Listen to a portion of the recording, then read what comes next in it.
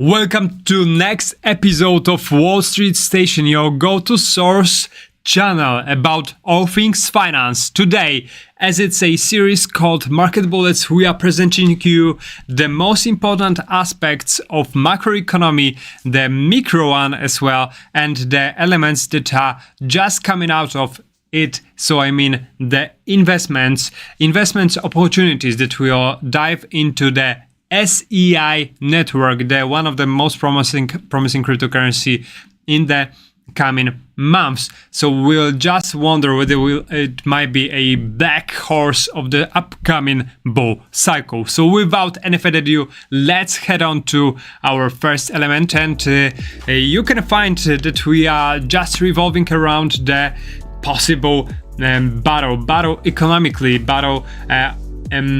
of China and US. So what's next with United States dominance? So is USA in a position to relation to China where Great Britain and Germany were in 1993, where in 1993 in relation to those two economies, in relation to US, right, 30 years before acknowledging United States as a global power, global dominant power globally. So right now, at least in carbon emissions, in terms of carbon emissions, China's rapid economic growth and industrialization have been key factors in its rise to becoming the world's largest emitter of carbon dioxide. And that's what you can find, that this percentage point of United States in relation to China in terms of carbon emissions is similar to what those two countries were standing at in 1913, right? 30 years before this global shift took place.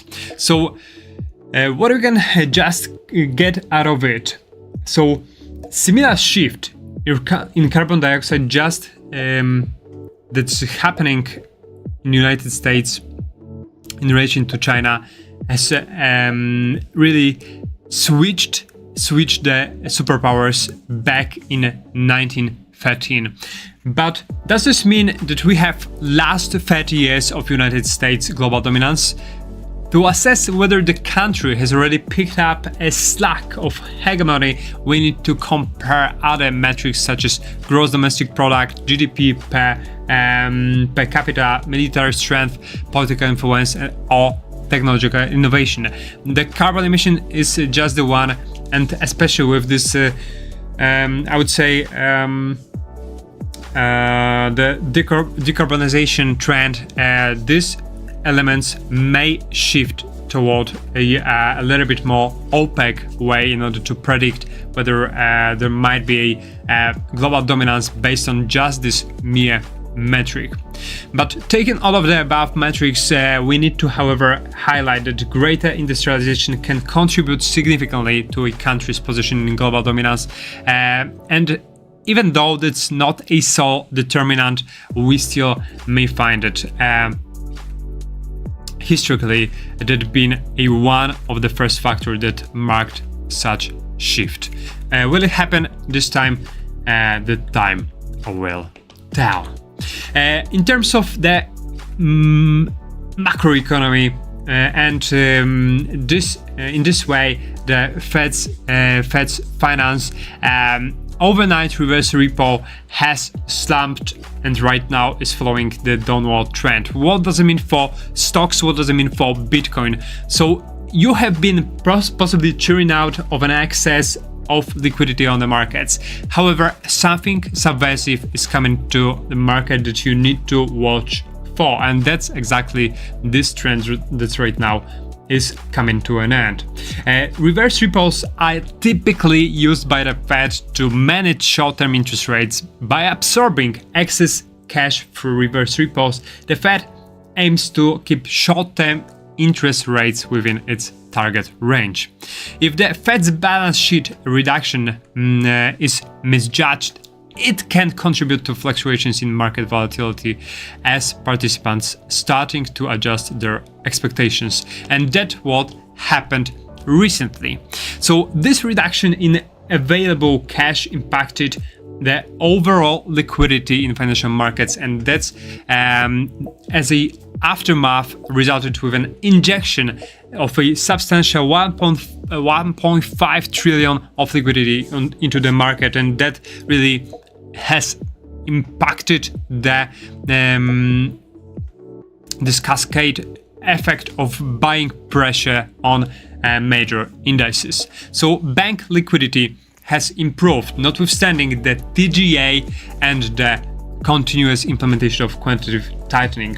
And this situation has notably created a favorable environment for risk assets such as stocks and Bitcoin. But how long can it last? This is question says. So right now the market is steadfast about its bull market, even though we had some jolt on the US stock market yesterday. That's still too little to say that something will be over. Chair Jeremy Powell signaled that the Fed would continue balance sheet reductions, and extrapolating the pace of the trend from attached graph to the downside, we have just less than 4 months yet of excess liquidity. So enjoy the party while it lasts, I would say. Number one, credibility of Fed was number one. That was one of the most important feature of our governance. But does it really hold the water? Why the market has laughed out of Jerome Powell and already discontinuing lowering interest rates in the first quarter of 2024 is that trend that Fed's forecast has been misjudged terribly in the past. The answer of why the market is discounting another scenario than the Fed is pointing right now is this terrible track record of forecasting of Federal Reserve.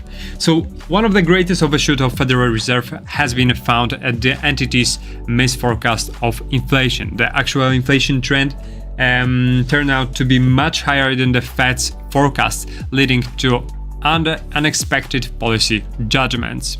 So the Fed forecasted 3 rate hikes, but it ended up raising rates 7 times, reaching a target rate significantly higher than predicted. And that's what's happening right now, is that the market is really playing another game than the Fed is trying to lay out. So the pull track record is not only adherent to predicting interest rates, but also in forecasting other economic indicators such as GDP growth. Even though having an access to greatest economies in the United States, Federal Reserve is noted to be riddled with biases and noise, limiting the quality of predictions, missing badly many times. So Fed's predictions for economic activity months out there are no better than average benchmark predictions. So in order to just stay sober on the market and just put aside those projections, even though some may come true, many of them won't work out. So you need to be very cautious in terms of your investment decisions. Alright, so right here you can find the tokenization of global illiquid assets, estimated to be a $16 trillion business opportunity by 2030.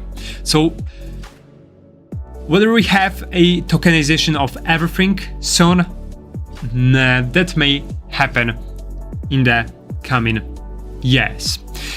Investment managers in the UK, for instance, now have the green light to create tokenized funds. The decision involved breaking down fund assets into smaller tokens using blockchain technology, and this tokenization may enable investors to access a broader range of assets. By breaking down traditional fund assets into tokens, investors could potentially diversify their portfolios with more ease, and that's the great news for the whole industry. Proponents of tokenization argue that it will lead to increased efficiency and transparency in trading fund assets blockchain technology also can enhance the cost effectiveness of transactions and provide greater visibility into the underlying assets. So let's really dive into more of these intricacies in the next episodes, as it's getting a scorchingly hot topic. Right now we are jumping to our the clue of presentation. So it's SEI Network, SEI Network. That's one of the most hyped project of lately, but wait, just wonder why. So right at this moment, the greatest traction of the crypto space are gaining the products of where there are the ecosystems full of different solutions, not only DeFi but also venture capital, gaming, NFTs, interoperability, wallets, institutions. So the SEI network is not the novice one solution on the market. It's a blockchain infrastructure designed for future financial system with primary focus on supporting capital markets, particularly exchanges. So it operates on layer 1, specifically tailored for trading. And the most important elements is that it, by some of the metrics, is surpassing Bitcoin, Ethereum, Solana in terms of transaction throughput. In terms of transaction finality, it also is one of the supreme solution as of now. Still, the network, this power of a network is not that great as the Solana's one or Avalanche or especially Ethereum, but it's one of these products that is categorized as a sector-specific L1, unlocking a new design space that falls between general purpose and app-specific blockchains. So it may match any of the specifics, infrastructure, interoperability between all of these elements, and it may bring us to a not only fast and high throughput, addressing the need for speed in financial transactions, but also emphasis on liquidity and scalability and also interoperability. That's what we are looking for to come over right now in 2024. But in order to find out whether that is a great time to buy SEI network right now, we will just jump into the our interactive chart SEI to USDT on Binance. That's the one of the token that has been listed on this biggest exchange of cryptocurrency world. And right here we can find that we have entered the bull space. The bull space that has really formed as a one and first leg. Normally the bull markets are coming in 5 legs, so I do expect that it may happen still for something like this for SEI USDT, but still we don't have the clarity of where those legs may going next, as still the second leg is forming.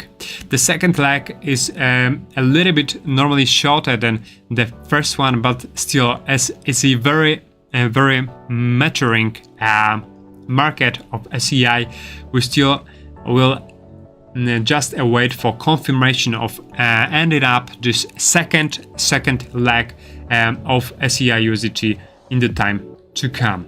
So before an ending of a leg, it's very hard to assess where the fifth leg may be going. In order to find out, we may just reassess of where this cryptocurrency may go in relation to its peers. So SEI is right now trading at below $1 billion. Still, as an ecosystem is growing, I do expect that it still have a chance to catch up the first 10 or at least the first 20 of